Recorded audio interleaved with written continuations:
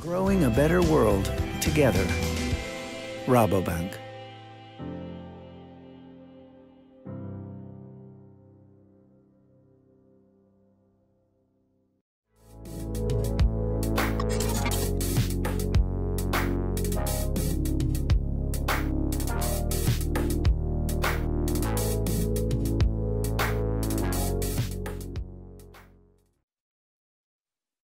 Hi everyone, and welcome back to JSpring Digital. My name is Bert-Jan Schrijver and I am your host for today. I was planning to present from the NLJIC studio, but I have developed a small cough, so to comply with government regulations and to minimize risk of spreading anything, I am calling in from home now. So as I said before, JSpring is all about interaction between audience, speakers, sponsors. So if you haven't yet, please join our live chat using the link at jspring.nl/livestream. You can chat with attendees, speakers, and sponsors and ask questions about the live session, and I will relay your questions to the speaker. Please also check out our social media channels on Twitter, LinkedIn, and YouTube. We will post regular updates there. All JSpring talks so far have been published on the NLJIC YouTube channel, so you can enjoy them there. I would like to thank our sponsors again for making JSpring Digital possible. If you have any questions for our sponsors or want to chat with them, you can find them in our chat in Discord. But obviously, JSpring is mostly about our amazing speakers. So without further ado, it is my pleasure to introduce you to our guest of today, James Gosling, creator of Java. So welcome, James, and thanks a lot for being with us today. Hi, I'm really pleased to be here. From where in the world are you joining us? I'm in the San Francisco Bay Area, about halfway up the peninsula. And it's way too early in the morning. I hope you had the time to grab some coffee then. No, not yet. That comes about 5 seconds after the session ends. Okay, very good. So can you introduce yourself to our audience? So let's see. I've been around for a day or two. Probably best known for creating the first compiler and runtime for Java. PhD in computer science from Carnegie Mellon 1,000 years ago. Worked at Sun Microsystems and Liquid Robotics, and now at Amazon. Short stints at IBM and Google. But you know, just software engineer for way too long. So what made you get into the field of software engineering? It just sucked me in when I was a kid. My dad, one of my dad's friends, took me on a tour of the data center at the University of Calgary, and all those flashing lights and wires and things spinning and cables and buttons, and it's like when you're 13, that kind of stuff just sucks your brain in like crazy. And since we only lived a couple miles from the university, I could bicycle over and steal accounts, go into the library, taught myself, yada yada. It was just completely fascinating. Nice. So what's kind of the starting story of Java? How did Java start? What was the reason that it was created, and what was the situation like?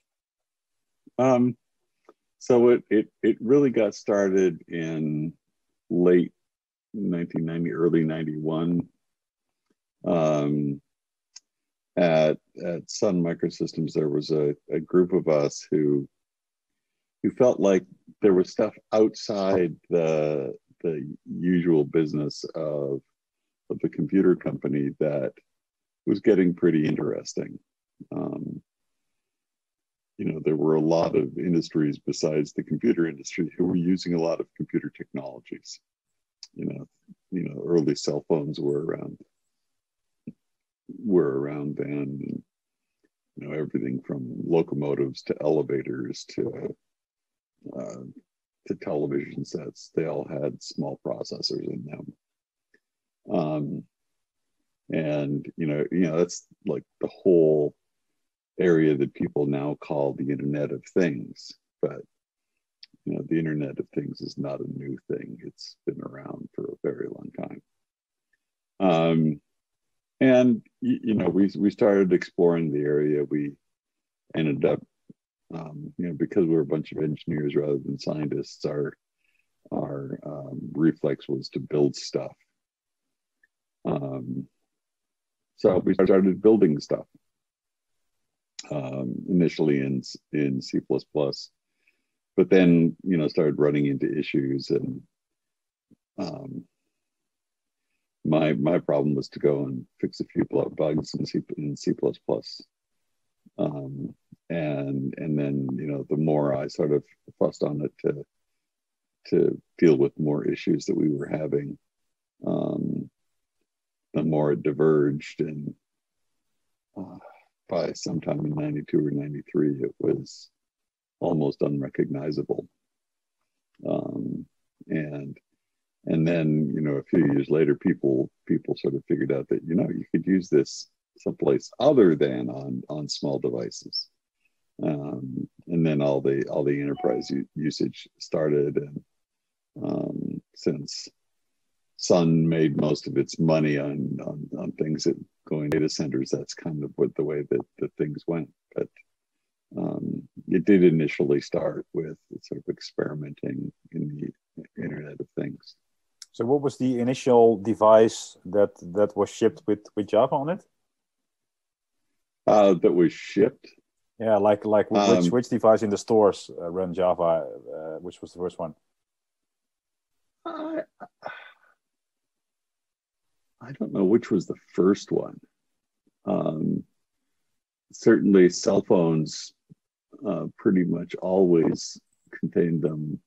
These days, they're still, you know, they're in SIM cards.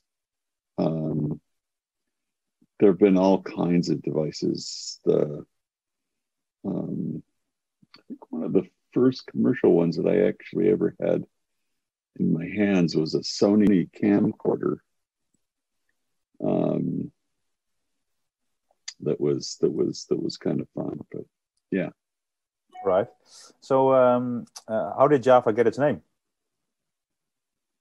How did it get its name? In a way, it was picked by the lawyers.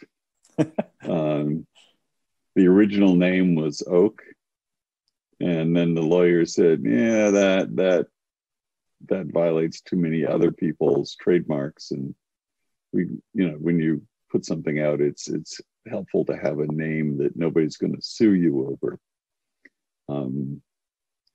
And we spent a long time trying to think of sensible names. The problem with sensible names is that somebody's already picked it, and you really need to have a unique name. And we had this one sort of discussion where a bunch of us got in a room and we started putting just almost random words up on the blackboard, and we had this sort of, you know, shuffle the names around on the blackboard. You know, it's like, which do you like? Do you like this better than that? And we ended up with a list of, I think, 20 different names. We handed the list to the lawyers and said, go top to bottom. The first one that passes the trademark search we'll take. And that was lucky number 4. Do you remember one of the names that didn't make it? Well, the one that was number 1 that most people really, really like, but I really didn't like it, was Silk. I'm not sure why people like that name. I don't remember what the second choice was. I remember number 3 because it was my favorite, because that number 3 was Lyric. I really liked Lyric as a language name. The problem with Lyric is it was already trademarked as a programming language. And it's, I have no, I you know, the lawyers found trademark registrations, but I couldn't actually find any documentation or any information about such a language.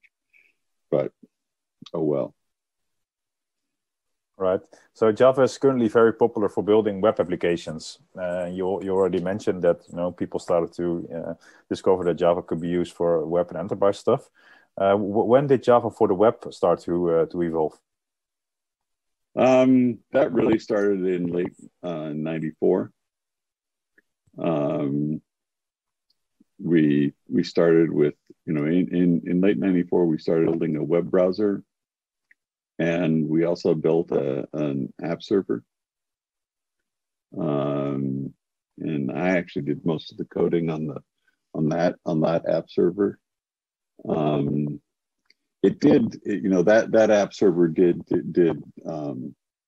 die completely and get swept under the covers, and eventually got, you know, there was a different one built.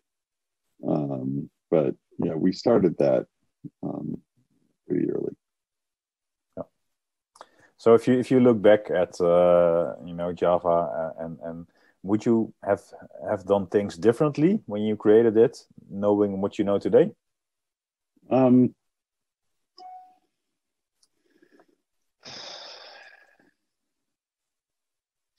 You know, one of the things about Java is that you know, there are various bits of syntax that annoy me, but they're ones that were done to appeal to C programmers, because one of the hopes that turned out to work really well was that you could show a Java program to a C programmer and they'd kind of think they knew what it was doing. And, you know, at the time, I think that was the right thing to do. Right now, I definitely regret it. You know, the cast syntax will always annoy me. Yeah. So do you think it was necessary to appeal to C programmers to get traction in the early days? I don't know if it was necessary, but it sure helped. Yeah. You know, it gave a lot of people a real feeling of comfort and a really short transition time. Yeah. So I assume that you've written a fair amount of code in your life so far. And what's the favorite piece of code that you wrote? Oh, that's actually easy. Before I came to Amazon, I worked for a company called Liquid Robotics, and we made this. It's an autonomous robot that wanders the ocean. The company's made thousands of them. They're out there swimming along, doing things for customers. And I was the software lead for the device. And my favorite part was all of the navigation code, and in particular the stuff that does collision avoidance. And you know, the code was just crazy fun to write, crazy fun to test. And you know, the fact that we had a number of incidents where crazy things happened, and yet the collision avoidance software worked, you know, because people do random things. and trying to, and especially when the collision is coming from someone who is trying to collide with you. We've had several of those, and it worked really well, and had, lots of customer stories. I think I've seen one of these boats at Jaffa 1 a while ago. I think there were like autonomous boats about the size of, well, a bit smaller than a surfboard, I believe. Yeah. And yeah, they look kind of like a surfboard. They've got solar cells on the top, and kind of an interesting mechanism that goes underwater. Sort of a two-part vehicle, but they're quite unusual, and they've got masts that you can put sensors up in the air like weather stations. Since they go underwater a decent distance, you can put sensors under the water. You can do everything from look at water chemistry to count fish, depending on what sensors you put on it. So they're basically like autonomous research vessels running on Java. Yeah. No, and one of the nice things about Java on a device like that is that the data structures for evaluating things like collision avoidance get fairly complicated, and they tend to have a fairly chaotic structure because it's an ocean. It's it's kind of the definition of chaos. And then you put angry ship captains into it, or just ship captains who are just trying to have some fun, and you start you're trying to have a model of the situation around you, and then you're trying to sort of game that forward in time. If he does this, then do that. Data structures get messy, and Java does a wonderful job of that. The garbage collection saves your ass. All right. So moving from the favorite piece of code you wrote to what was the most difficult or memorable bug you ever had to solve? Oh, most memorable bug. That one's easy too. Had nothing to do with Java. And actually it was when I was a grad student.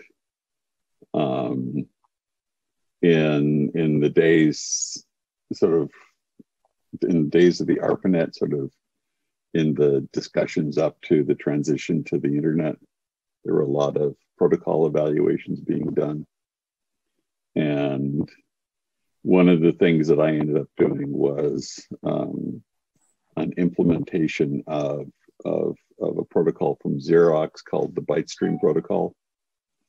And the Xerox Byte stream protocol was almost exactly the same as what came to be called TCP. And so I did an implementation of of the Byte stream protocol for Unix. This would have been in 79, 78, 79, maybe 80. And I did it from the spec and tested it. Worked great. But once every 2 or 3 weeks, a connection, but the sort of VAX to VAX, it all worked. But when it was like VAX to some piece of Xerox hardware, most commonly either a file server or a printer, the connection would just freeze up. And I spent a lot of time trying to figure that one out because was just freezing at random times. And since it was so rare, it was very hard to sort of lay a trap for it and get evidence for what was going on. And then somewhere in there, I graduated and, went off to IBM and then Sun. And 2 or 3 years after I left CMU, one of my friends from CMU sent me this email that was essentially, I found the bug. To 3 years. And it turned out that there was no bug in my code. The bug was actually in the spec. There was this slight nuance in the way that error retries were handled that had been implemented one way in Xerox's code, written up somewhat differently in the spec document. I implemented according to the spec document, and it only got triggered when you had error packets back to back. So if you had 2 packets in a row that got corrupted, if you had one single packet, or if you had multiple packets, multiple bad packets with good packets in between them, it was fine. But if you had 2 packets back to back that got corrupted, then things went haywire. And it's like, oh, for Christ's sake. Yeah. And so it's actually something that you didn't need to fix yourself, right? Well, it needed to be fixed, and somebody else fixed it. Yeah. And it's definitely one of those slap yourself in the face kind of moments. All right. So back to the early days of Java. Do you remember why did you settle on Camelcase as a de facto standard for Java, even though lots of other conventions were also popular back then?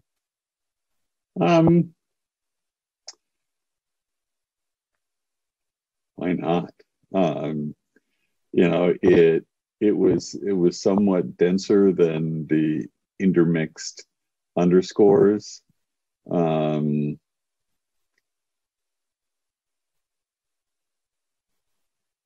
It fit in with the case is significant sort of general ethos of Unix.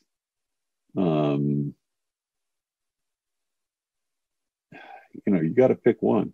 Yeah. And also a lot of folks at Xerox and in systems like Cedar Mesa, they were using Camelcase a lot, and I had just sort of slipped into using Camelcase for all kinds of others too. This is one of those, not a strong reason, it just appealed. So Java just turned 25 and has evolved quite a bit over the years. And what do you think have been the most significant changes to the Java language in let's say, the past 25 years? Well, the biggest ones have been generics and Lambda, and both of those had been food fights for the longest time. In '94, Bill Joy and I, we nearly came to blows over both of those. Because he was like, you can't release this without generics and lambdas. And I was like,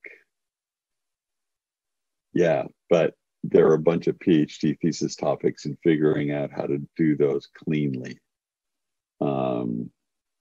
Because one of the things that was sort of amusing about the whole area of like generics at the time was that there were a number of languages that implemented generics, but there was no consensus about which ones worked out the best. And, you know, I could have just picked something. But, you know, when you do that, it's kind of random. And I didn't feel comfortable with just picking something without spending some real time trying to evaluate it. And at that point, you know, I didn't think we really had the time. And I guess I would rather leave something out than do something I believe to be stupid. Because if you've done something stupid, then you can't slide the sensible thing in. So you said that you almost came to blows, but were the discussions that heated at the time that sometimes you would get into fights over whether to do something or not? Well, not physical fights, but, you know, voices were raised. But, you know, you know, Phil's a really good guy to have discussions with over these things. He brings a lot of rigor, and yeah, and you know, so I think over time you've become you're a bit less involved in the development in Java than you were in the beginning, obviously. Have you seen changes or evolutions that really surprise you, that you think, hey, this is interesting or strange, or which one surprised you the most? I guess the thing that I found the most difficult is just the pace. And you know, the central problem became that you know, once you get something that has such a really large user community, you've got to take care. You can't just go turn a corner and change your mind. You know, there was a point where I was working on a problem in the compiler where looking at the control flow graphs was getting really ugly because at that point Java had a goto statement, and gotos are just completely vicious things. And you know, so I was like just going nuts trying to solve some of these graph theory problems. And it was mostly graph theory problems arose from people doing really stupid things with gotos. You know, things like branching into the middle of a loop. Just don't do that, guys. That's just dumb.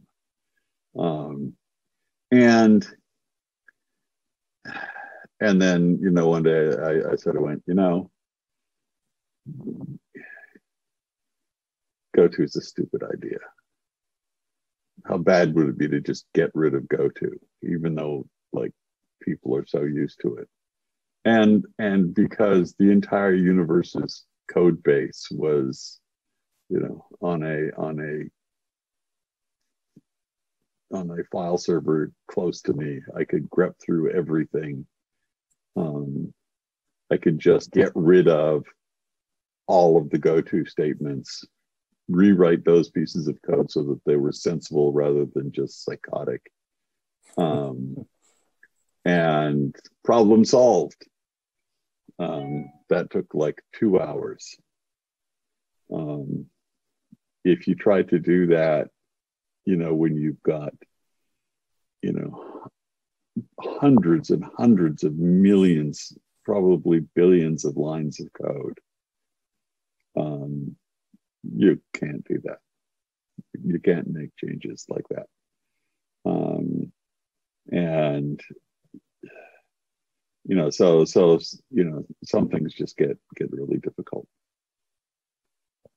So Java is continuously developing and adding new features and updating things.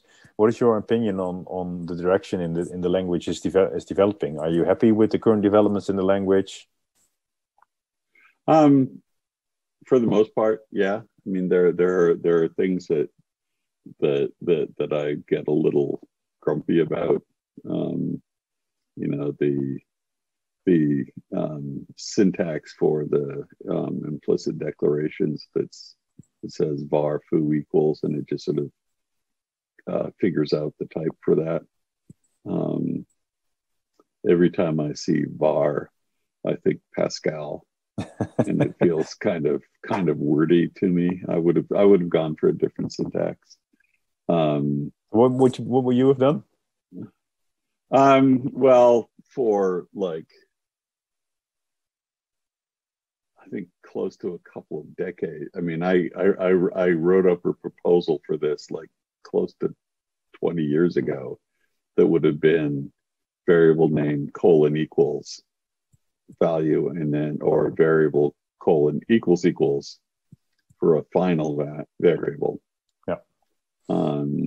Because I think that would have been a lot more concise, and it also makes it be an expression rather than a statement. Yeah.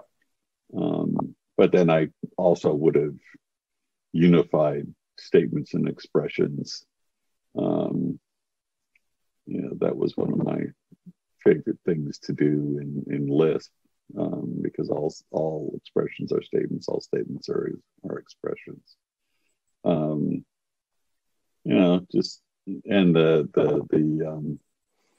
the pattern matching of instance of is a little wordier than I would have liked. There's a relatively similar construct to that in Simula, which I think was actually done better. But there are reasons that the pattern matching syntax was done the way it was done, and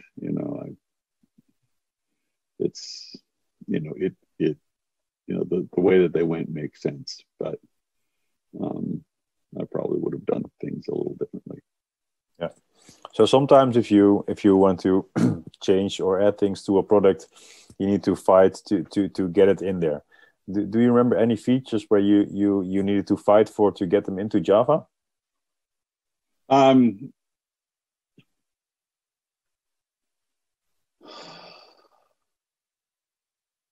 Well, in the early days, not really, because I was pretty autocratic.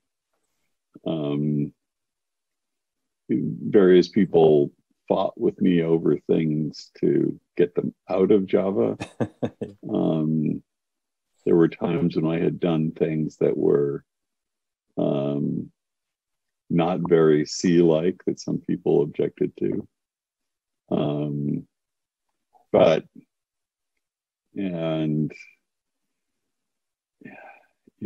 Some of those fights I wish I had not given up on, and some of them, they were right. So did ever the management need to convince you to implement something? No, there was never anything like that. My general principle was that I would ignore people unless they physically walked into my office and started yelling. If they didn't feel at least that passionate. And there was one of my dear friends from the early days at Sun. He once got asked in an interview, what was Sun's org chart like? And John said, Sun doesn't have an org chart. Sun has email. And you asked me if some manager had made me do something. Sun had managers, but they didn't, it was a really non-hierarchical company. It was more of a debating society than a hierarchy. Yeah, all right. And I guess you were good at debating, right? Moderately.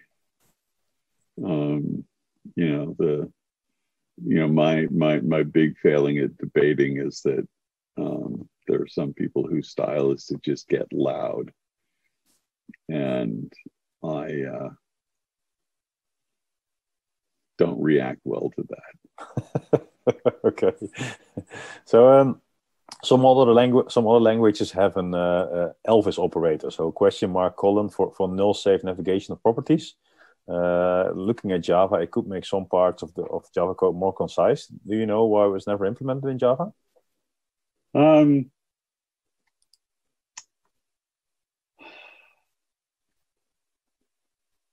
I guess there are versions of that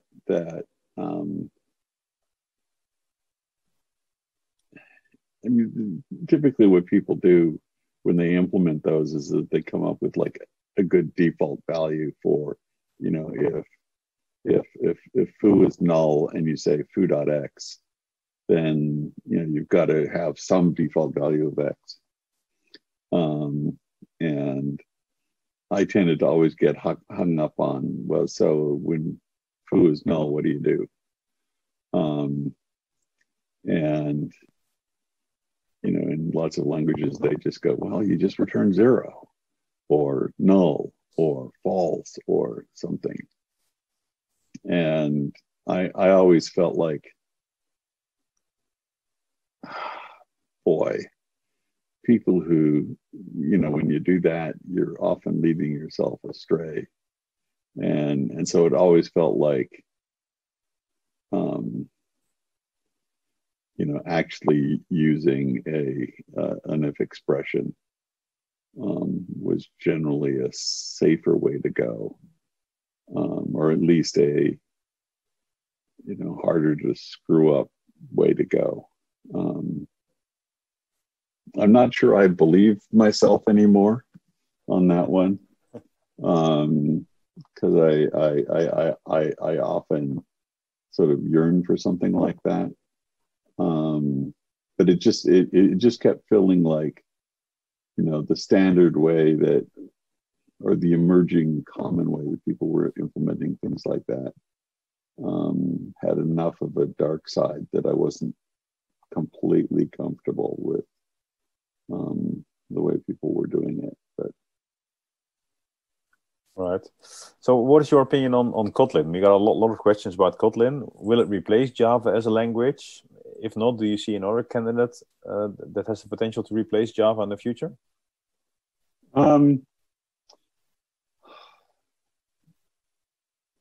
So I'm pretty much fine with Kotlin. They did a number of things.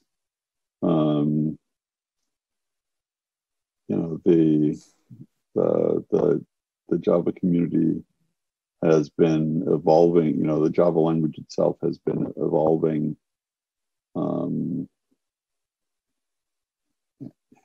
The way that the crew at Oracle have been managing some of that evolution. Brian Getz and company, they've been doing a pretty good job. I've been really happy with that. And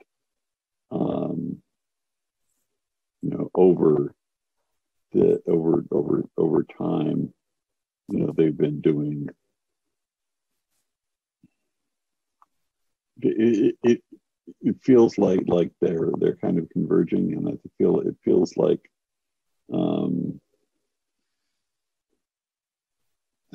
there's not nearly as much space between the two as there used to be.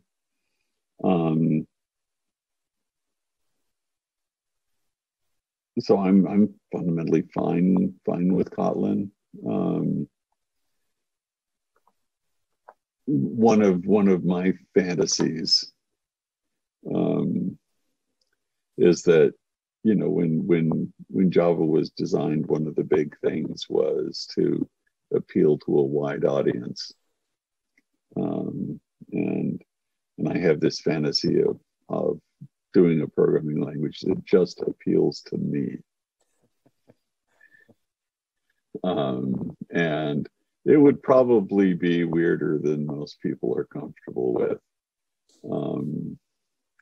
if only because I really like concise code.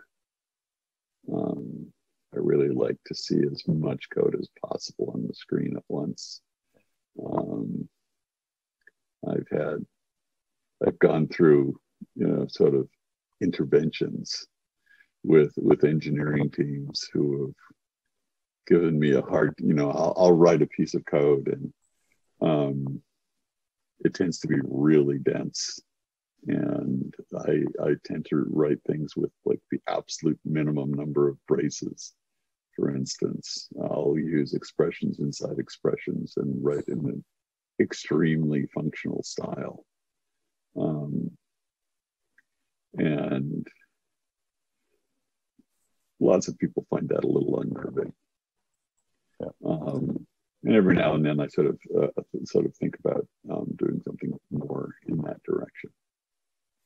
So which language do you think has the potential to replace Java in the future? If you look at, you know, other languages that are popular now, obviously Kotlin, but you know, it's still the Java platform. But if we would see, for example, look at Go or Rust or JavaScript, what do you think? Let's see. I guess I'm a little sour on Go, partly because you can still get core dumps, and as soon as you start running Go on a multi-core machine, the coroutines get extra weird, or at least you get back into the universe of a complicated memory model.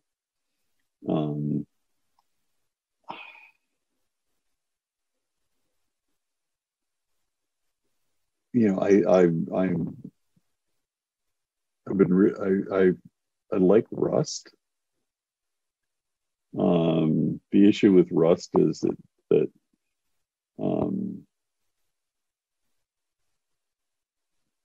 it's a difficult language to write code in because you kind of have to theorem prove your way to having a functional piece of code, which in small doses is a great thing to do.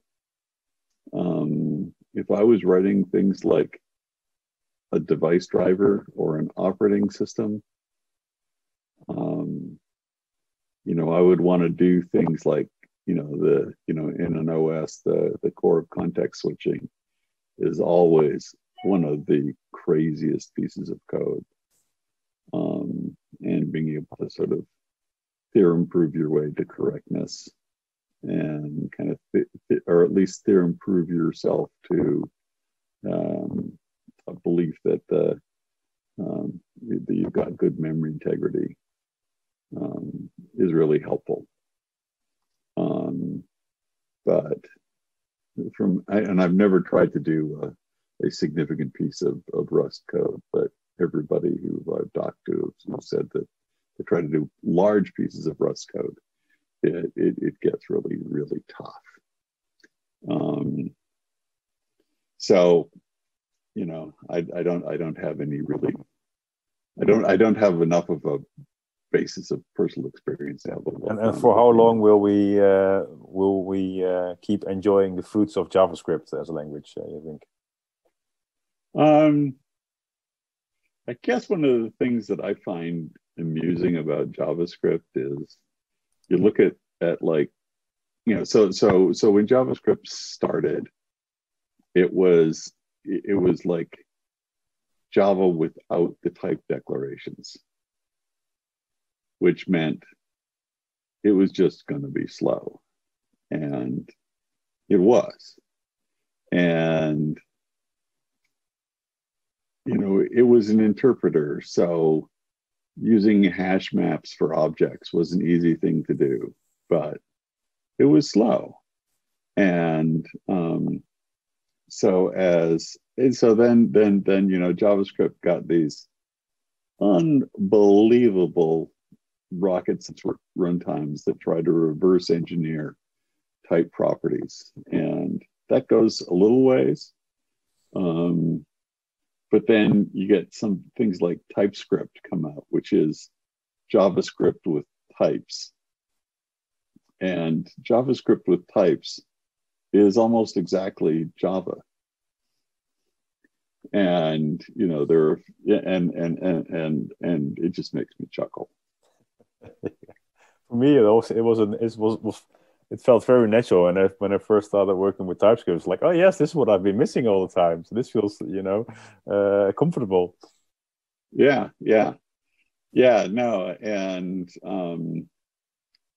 at one time, I was trying to convince the Netscape guys that they should just use Java, and they wanted something that was lighter weight. And then you look at the way that JavaScript apps actually evolved, and it became extremely heavyweight. Things, the way that their compilation ends up looking for JavaScript is a wonder to behold. Yeah. So another major development we've seen in the past couple of years is GraalVM and the ability to compile your Java code to a native image. What do you think of this? But is this the future of how we deploy Java code? So I think in some domains, yes. And there have been a number of static compilers around for quite a while. And in some domains, doing a static compile can be a really huge deal. In embedded devices, in particular, it can be a really nice thing. One tends to lose things like dynamic loading, and a bunch of the other, like depending on which static compiler you're talking about, you may or may not lose all the interesting features that come from annotations and introspection. And if you're willing to lose annotations and introspection and dynamic loading, then static compiling makes a lot of sense. And one of the other things that the just-in-time compilers do is that as execution patterns change, if you've got a long-lived process, execution patterns will change, and Hotspot will re-optimize things. And it will optimize across library boundaries, which static compilers really can't do. It's very difficult to optimize across library boundaries. So, it's very dependent upon the actual situation that you've got in front of you. Yeah. So you're currently working for Amazon. Can you tell us a bit about your work there? What are you working on? So I spend most of my time in the Internet of Things group, and we work on a bunch of things that are about the relationship between devices and the cloud. How you manage software updates, and how you manage communication, and how you manage networks that may be flaky, networks that have different performance characteristics, reliability characteristics, cost curves, that kind of stuff. Yeah. So Amazon builds a JDK distribution called Corretto. What are differences between Corretto and other JDK distributions? For example, like adopt OpenJDK. Why should we all start using Corretto, for example? So there are a couple of things with Corretto. One is that if you're an Amazon customer, you get support, period. And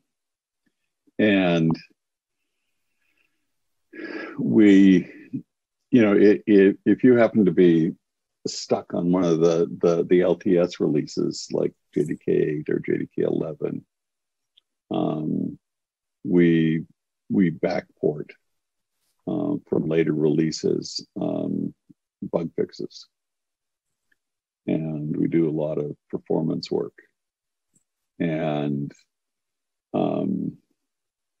since a really huge fraction of Amazon's major services all run on top of, they're all Java code.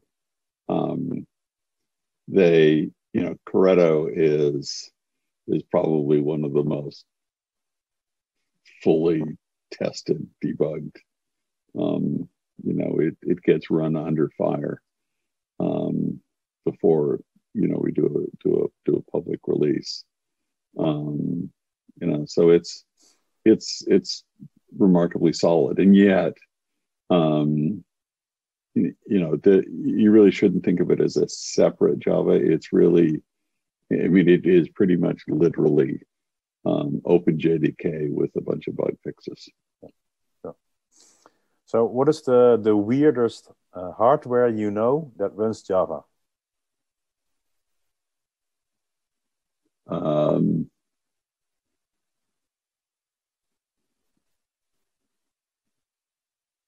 I don't know how to describe weirdest.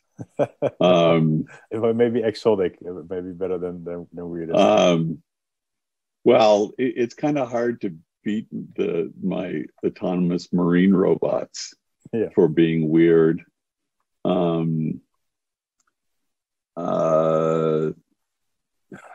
There's everything from soda dispensing machines to vending machines to gambling machines to that run it to I don't know what I'd call the weirdest. Yeah. All right. So which misconception or false statement about Java bothers you the most? I guess the one that bothers me the most is when people say Java is slow. And that might have been true like 20, 25 years ago, when we had only ever released interpreters. And at that time, the very first Java release had a runtime that was very much like a modern Python runtime. But the JIT compilers in Hotspot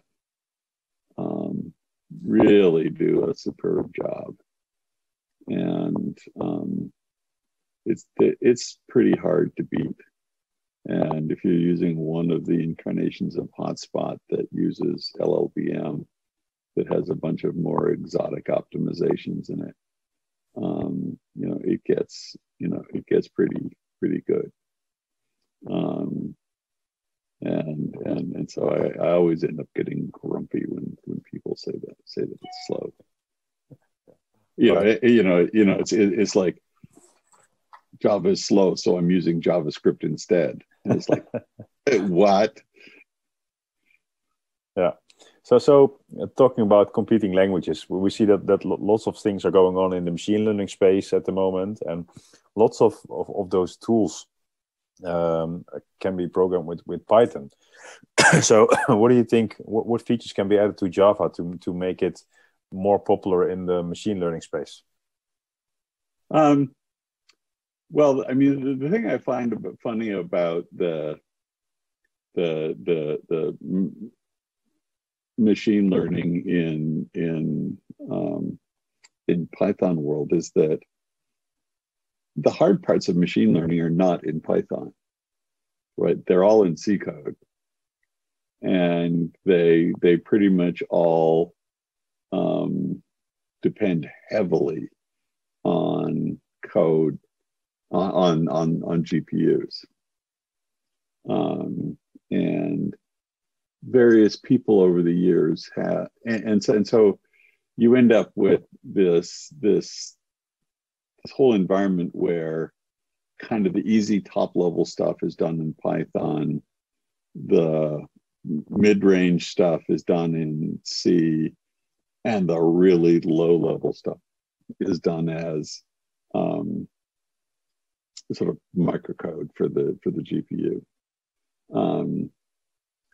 And I've always found, and this was kind of one of the driving things in Java, is if you have to go up and down this sort of hierarchy and completely change programming tools, then the whole system becomes more brittle.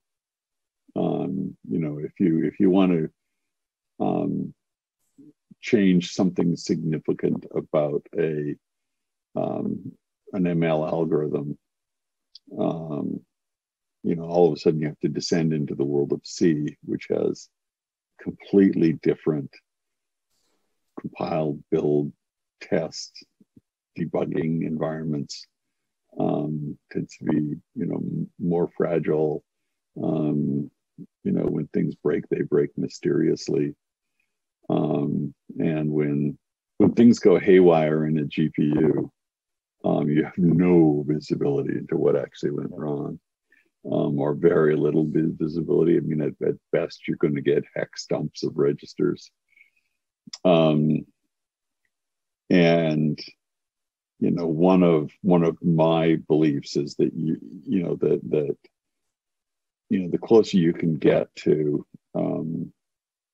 sort of complete transparency through all the levels, the better off you are. And one of the things that's been high on my list kind of forever is getting some of the mathematical operations to be faster, to do the sort of the science operations. And the problem with scientific computing is that until ML came along, the market's been really small, because the scientific computing hardware has really been driven by video games. And various people have experimented with ways to do compilation of higher level languages for GPUs, but it's felt like none of them have gone terribly far. Things like CUDA feel like they're kind of shallow. And a really interesting research project would be to just see how far you could go with sort of building a fully optimized stack, so that a random ML person doing something, whether it's literally ML or something that was similarly highly mathematical, like weather modeling. Could you, how much of weather modeling could you move into a GPU?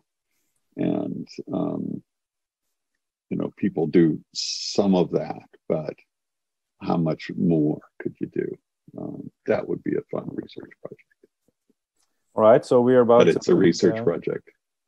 Yeah, definitely. Yeah. So Java on the GPU would be an interesting thing for the future, I think.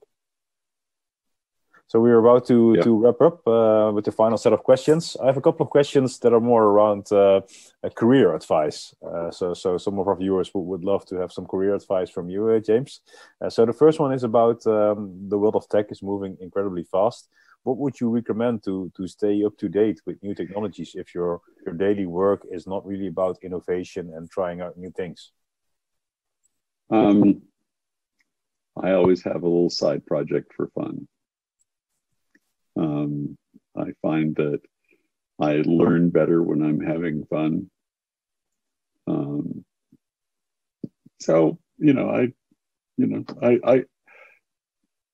I think most of the fun parts of my life have been, building little prototypes that I learned something from and then throw them away. Yeah.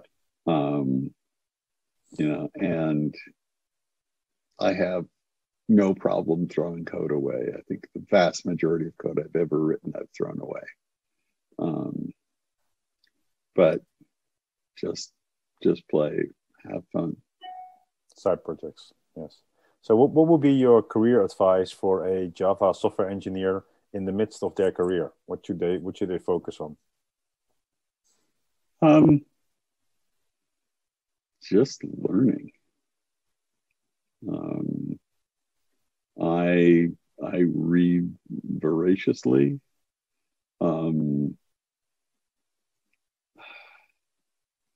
I should be reading more fiction. But unfortunately, I get to the end of the day and I just can't read anymore. But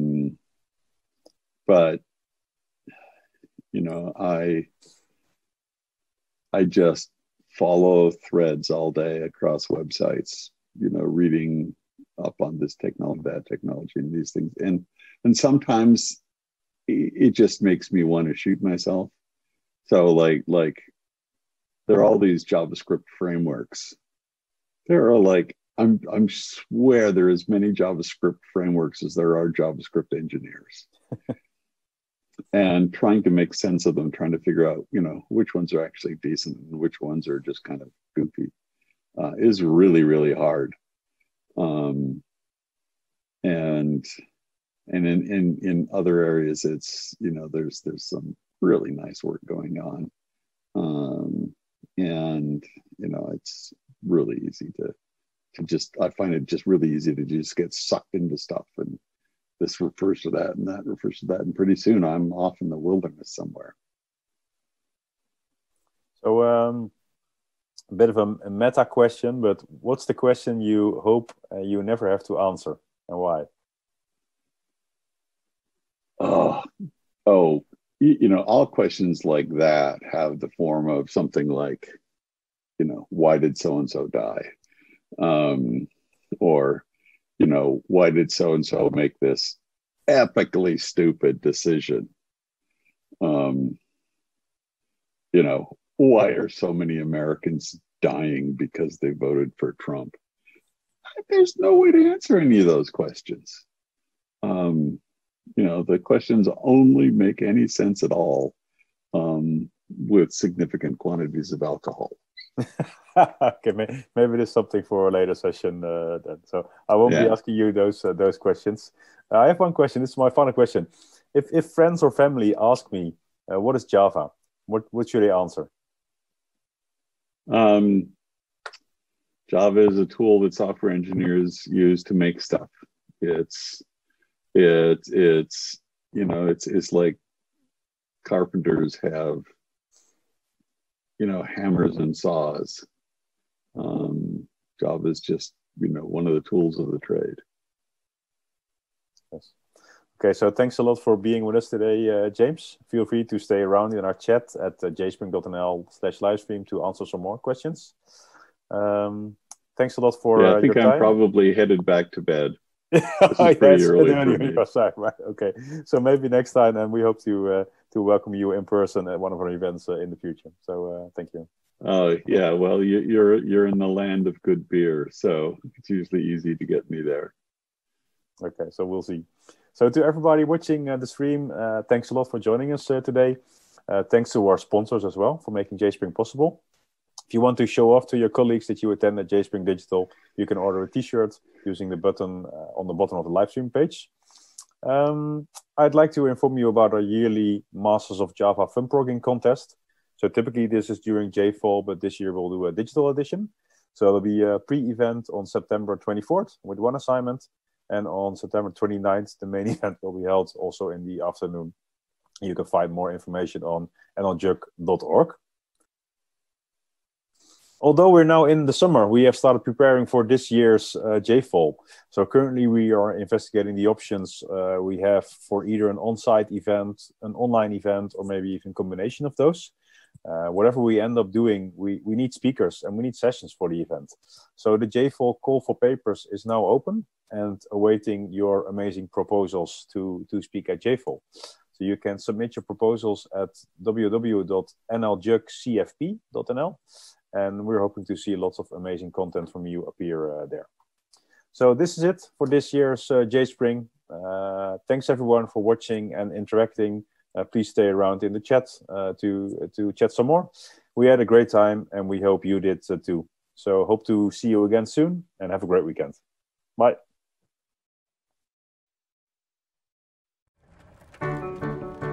We zijn gewend om eenvoudig en zonder zorgen aangifte te doen. Dat onze loonbelasting foutloos wordt ingehouden. En we elke keer precies op tijd de beroemde envelop ontvangen. Het lijkt allemaal vanzelfsprekend, maar dat is het niet.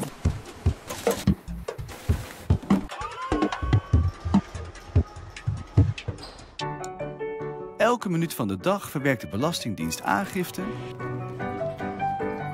int belastingen, betaalt toeslagen uit en beantwoordt uw telefoontjes. Om die enorme geld- en informatiestromen in goede banen te leiden, is een betrouwbare en geavanceerde infrastructuur nodig. En die wordt in de lucht gehouden door een organisatie die achter de schermen zijn werk doet. Belastingdienst Directie Informatievoorziening. Of kortweg IV. IV zorgt dat we complexe en gevoelige informatie zorgvuldig kunnen verwerken, zodat ons land blijft draaien zoals het hoort te draaien. En uw gegevens bij ons in veilige handen zijn. IV maakt digitale dreigingen onschadelijk en adviseert vele ministeries op het gebied van security intelligence. IV beheert een van de grootste datasets van Europa. Gegevens van burgers, banken en bedrijven die van cruciaal maatschappelijk belang zijn en waarmee we fraude opsporen, crimineel geld traceren en aangifteprocessen verbeteren. Ook zorgt IV dat Nederland een vooraanstaande rol kan spelen in het internationale handelsverkeer, door het inklaren en controleren van goederen vlot en efficiënt te laten verlopen. En zo onze welvaart te versterken. Belastingdienst IV, de specialist op het gebied van IT.